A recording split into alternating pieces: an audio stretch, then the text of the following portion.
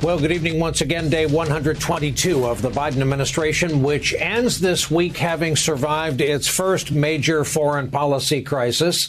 Tonight, the ceasefire that ended 11 days of back and forth fighting between Israel and Hamas militants has now been in effect for just over 24 hours. It appears to be holding. The challenge now, of course, to prevent skirmishes with police like the one that erupted today out in the open in Jerusalem and keep them from escalating and getting any larger. The president has credited quiet, intense diplomacy for bringing about the truce. And late today, as he hosted South Korea's leader at the White House, he suggested this would be indeed his strategy going forward. One of the reasons why we're able to get the ceasefire in 11 days, they didn't do what other people have done. I don't talk about what I tell people in private. I don't talk about what we negotiate in private. President added the U.S. was committed to Israel's security, but he noted there was really only one way to guarantee a lasting peace in the region. We still need a two-state solution.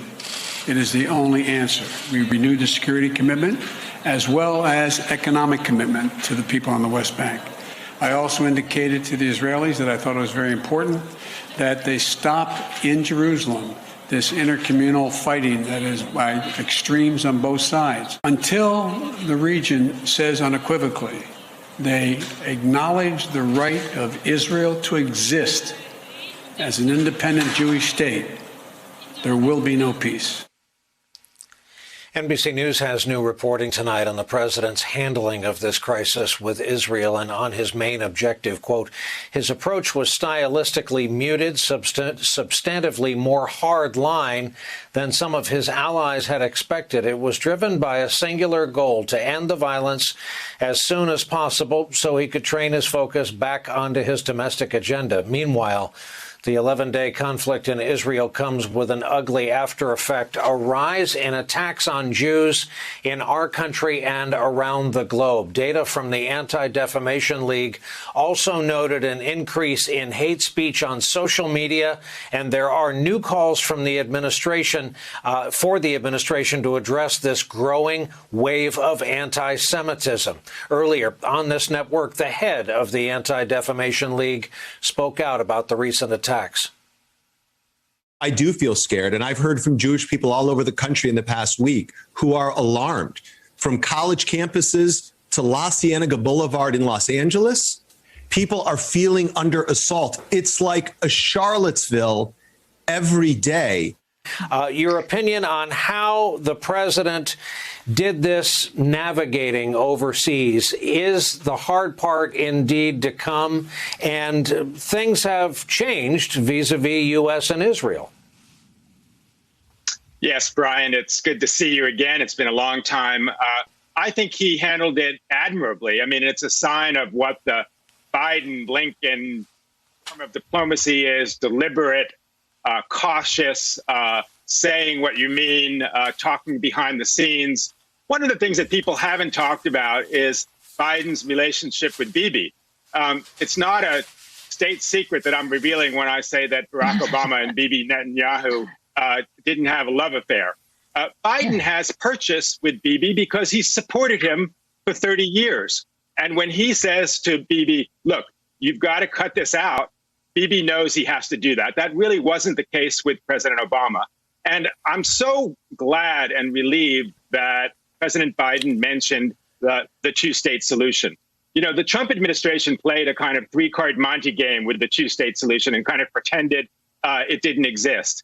But Biden said, look, this is the only answer. You know, to paraphrase Winston Churchill, the two-state solution is the worst solution of all, except for all the others.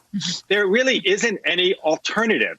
And it's getting harder year by year. It's harder because the PLO and Hamas don't get along, and they're two separate places. So you have to make a deal with two people. Hamas was probably strengthened by what just happened over the last 10 or 11 days. So to your last part of your question, yeah, now begins the hard part.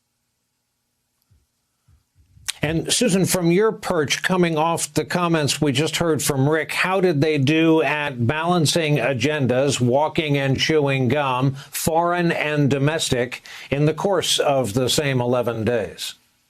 You know, I think the White House is finding what previous presidents have also discovered, which it is very hard to set your priorities and keep your eye on them because things keep happening that demand your attention. This White House does not want to adopt as its goal a permanent solution to the problems in the Middle East. I think they see that as not realistic, but it is not an issue they can ignore, which is one thing that was clear with the president's actions in trying to stem the violence that we saw there. Their preference is to get back to issues that involve the pandemic and the U.S. economy. And for their foreign policy agenda, they're much more concerned about China, for instance, than they are about getting enmeshed in the Israeli-Palestinian conflict.